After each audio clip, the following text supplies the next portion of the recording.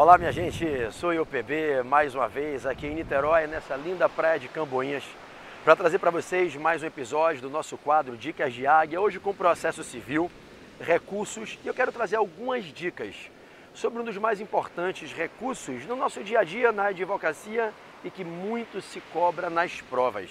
Eu falo do recurso de embargos de declaração, mencionado no artigo 994, inciso 4 do CPC, e disciplinado nos artigos 1022 a 1026 do Código. Embargos de declaração, a única das espécies recursais que se pode interpor diante de todo e qualquer tipo de decisão judicial. Você pode interpor embargos de declaração em face de sentenças, de decisões interlocutórias, acórdãos, decisões monocráticas de relatores, decisões unipessoais de presidentes ou vice-presidentes de tribunais. Em face de todo e qualquer ato decisório, é possível a interposição de embargos de declaração, desde que, no ato decisório a ser embargado, esteja presente um de 4 vícios, que são os 4 vícios que permitem o uso dos embargos de declaração. É quando a decisão é viciada por obscuridade, contraditoriedade, omissão ou erro material. Uma decisão obscura é aquela que quem está lendo não consegue entender o teor dela. Uma decisão contraditória é aquela em que, apesar de não haver obscuridade, você entende tudo o que está lendo, o que está escrito está em contradição. Aqui se disse que está absolvida a parte, aqui se disse que ela foi condenada. Aqui se disse que houve prescrição, mas aqui se disse que não se matou a pretensão nascida na lesão do direito subjetivo. Isso é contraditório. Então, diante de uma contraditoriedade, diante de uma obscuridade, de um erro material quanto a uma referência, um dado ou diante de omissão, quando então a autoridade julgadora, o órgão julgador, se omite na apreciação de algo que de ofício ou por requerimento teria a obrigação de se apreciar, como por exemplo um pedido, um fundamento jurídico fundamental para interferir no resultado final daquele julgamento, cabe embargos de declaração para pedir a correção do erro material, o esclarecimento quanto à obscuridade, a eliminação da contraditoriedade ou a integração da lacuna no caso de omissão. Embargos de declaração é recurso que deve ser interposto em prazo de até 5 dias, quebrando a regra geral dos prazos de 15 dias que o CPC estabelece para os recursos como um todo. Aquela regra geral dos 15 dias para recorrer com apelação, com os agravos, com os recursos constitucionais, lá do artigo 1003, parágrafo 5º do CPC, ela é quebrada quanto aos embargos de declaração, recurso que deve ser interposto em prazo de até 5 dias.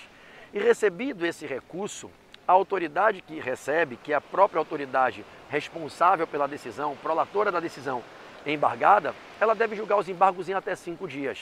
Agora, se ela perceber que o resultado dos embargos, a acolhida, o provimento ao mérito, pode modificar o resultado da decisão embargada, ela tem a obrigação de intimar o embargado para que, caso ele queira, ele possa apresentar contrarrazões, trazer os seus argumentos, respeitando-se uma ideia de contraditório recursal. Então tem que se intimar o embargado para apresentar as suas considerações, as suas contrarrazões aos embargos em até 5 dias, caso se perceba que o eventual provimento dos embargos declaratórios pode modificar o resultado final da decisão. Bom, não é necessário recolher verbas de preparo, o recurso é interposto diante da própria autoridade, do próprio órgão que proferiu a decisão embargada, sendo dispensado por lei, expressamente o legislador dispensa o recolhimento das verbas atinentes ao preparo. Os embargos de declaração, como regra, não têm efeito suspensivo, não impedem a executoriedade provisória da decisão em face da qual se interpõe esse recurso, mas pode ser que a eventual não suspensão da decisão, pode ser que a eventual liberação para a produção de efeitos e a execução provisória da decisão cause prejuízos de difícil ou incerta reparação, lesões, danos graves, de difícil ou incerta reparação ao embargante, considerando-se que possa ser realmente viável se dar provimento ao recurso, vendo-se um fumus boni iuris e vendo-se um risco de lesão grave ou de difícil ou incerta reparação, é possível que a autoridade julgadora atribua incidentalmente aquilo que a lei não assegura automaticamente, que é o efeito suspensivo. Então fique atento, como regra não há efeito suspensivo da decisão, efeito suspensivo que pode ser incidentalmente atribuído pela autoridade julgadora, caso entenda estarem presentes os requisitos, que eu aqui resumiria chamando de fumus boni iuris e periculum in mora recursal. Ok? Ok. Bom, interposto o recurso de embargos de declaração, se interrompe, zera-se o prazo para interposição do outro recurso. Então, se foi prolatada uma sentença contra mim, em tese eu tenho 15 dias para poder apelar em face dessa sentença. Mas pode ser que eu queira corrigir uma obscuridade, um esclarecimento quanto a ela, pedir ao juiz que se manifeste quanto a um fundamento da minha tese que ele não apreciou e não se manifestou. Então eu posso interpor os embargos de declaração em até 5 dias e isso zera, interrompe o prazo para que eu possa apelar. O meu prazo para apelar não fica prejudicado, ele é zerado, ele fica interrompido. Preste muita atenção porque às vezes alguém, uma parte que vai recorrer com embargos de declaração, às vezes não quer, na verdade, interpor embargos de declaração. Está ali querendo atacar uma decisão monocrática de um relator que no fundo não é obscura, nem contraditória, nem é omissa, nem tem erro material. E o que no fundo esse recorrente quer, se insurgindo contra a decisão monocrática do relator, é fazer um agravo interno, lá do artigo 1021. Mas ele se confunde e faz embargos de declaração do 1022 do CPC. Ora, diz o nosso legislador que se porventura em erro houver interposição de embargos de declaração, quando na verdade o caso seria para interposição do agravo interno, pode a autoridade, o relator, o desembargador relator, o ministro relator, pode receber os embargos de declaração e conhecer como agravo interno. Terá, todavia, que intimar esse recorrente para permitir a ele emendar as razões recursais para cumprir as formalidades do artigo 1021, fazendo as especificações, as impugnações específicas aos fundamentos decisórios da decisão monocrática. Então fique atento.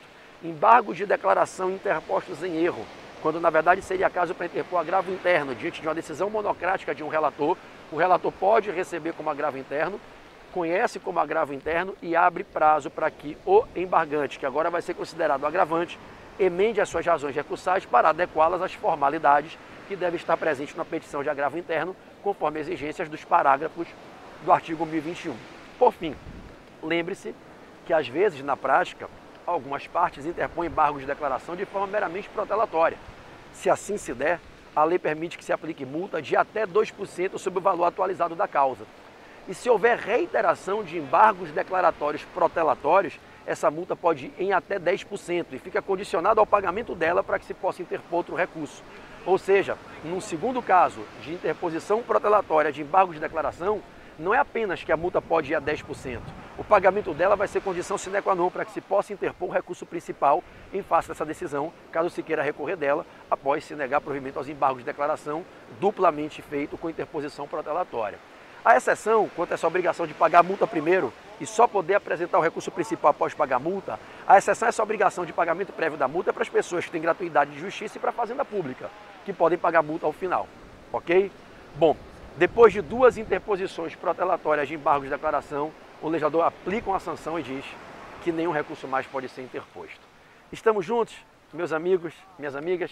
Essas foram breves considerações que eu queria trazer para vocês das principais normas que estão nos artigos 1022 a 1026 do Código de Processo Civil, sobre esse importante recurso, o único que pode ser interposto em face de qualquer decisão judicial, como se anuncia no próprio caput do 1022, embargos de declaração. Espero que tenham gostado. Estou aqui com minha farda, meu escritório é na praia, trazendo dicas para vocês. Daqui a pouquinho vou dar minha corridinha, esperando o mar baixar um pouquinho para fazer minha natação aqui e curtir esse mundão de meu Deus, essa vida abençoada, agradecendo a Deus, principalmente por ter vocês como meus alunos e alunas. Um beijo e até as próximas Dicas de Águia.